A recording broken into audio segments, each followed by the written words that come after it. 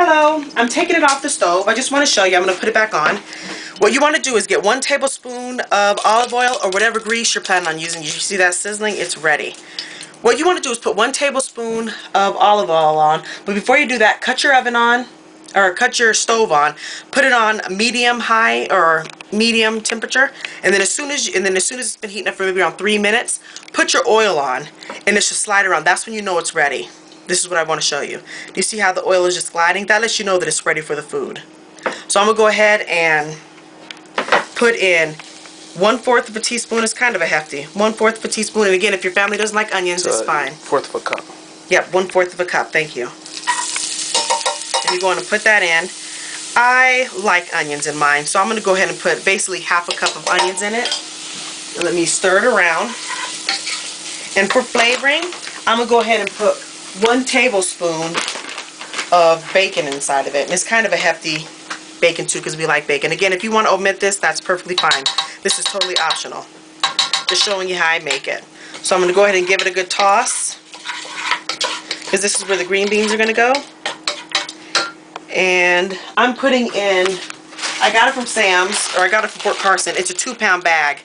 I've already used half it, so this is about 1 pound of the beans. Green beans. About the green beans, exactly. So I'm going to take this over to the stove and I'm going to let it saute for a little bit. So it's on the stove. We'll be back. I'll let you know when it starts sizzling, when it gets back up to start cooking. I'll be back in around 3 minutes. Good?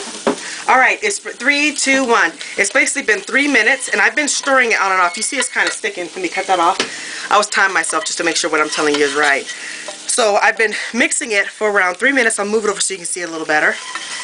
And it's not sticking to the pan. The olive oil helped, but it looks a little different. It's nice. I like that flavor. What I'm going to do to get the stuff off the bottom, I'm going to deglaze it. And what that basically means, I'm going to use some of the stock I made.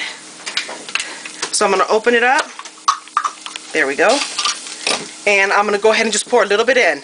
And I'm not going to measure it, because depending on how much you use, you're just putting a little bit in. Just put a little bit in. Maybe 1/4 of a cup. And what you want to do is you want to mix it around so you can get up anything that's stuck to the pan. Now what I'm going to do is I'm going to put in my pound of green beans. I put that in. You see it here, it's sizzling, and I'm mixing it around.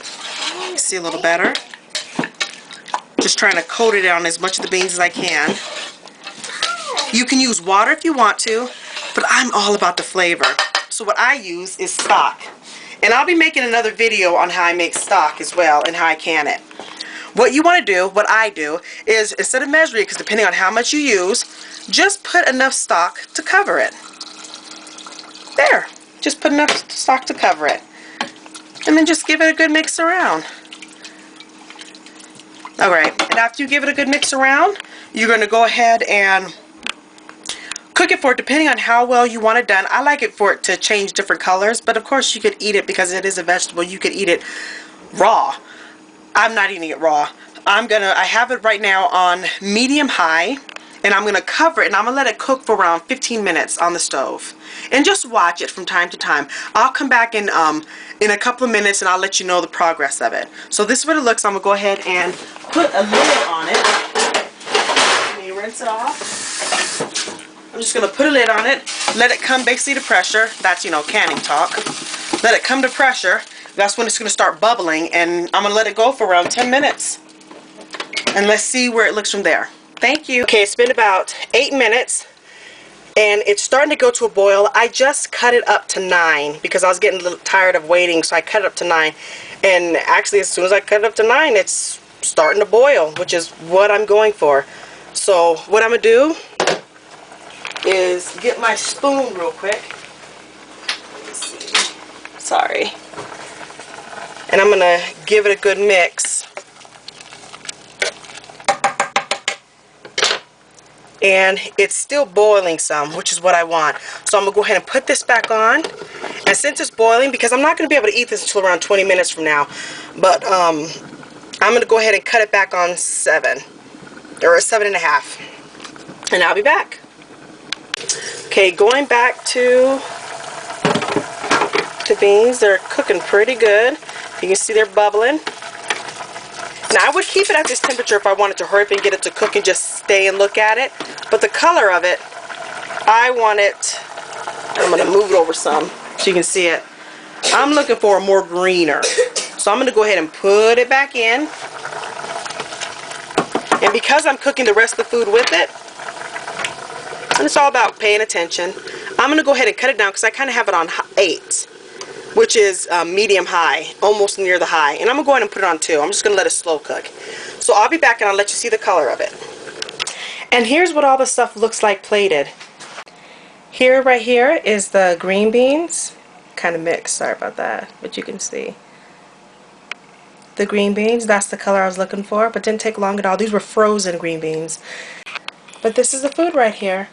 And if you want to check it out, you can see, I'll post down below the names of the others so you can be able to see how I made the whole meal. The green beans, the canned beans, as well as the dehydrated brown rice. And it took me about 40 minutes to make. Could be less if I'd have planned it better. But there you go. And again, for all of you out there, on behalf of your loved ones, friends, and family, thank you so much for cooking great, delicious food and going above and beyond for them instead of giving them processed food. Because I know life can be busy. So again, on behalf of them, I just want to say thank you so much.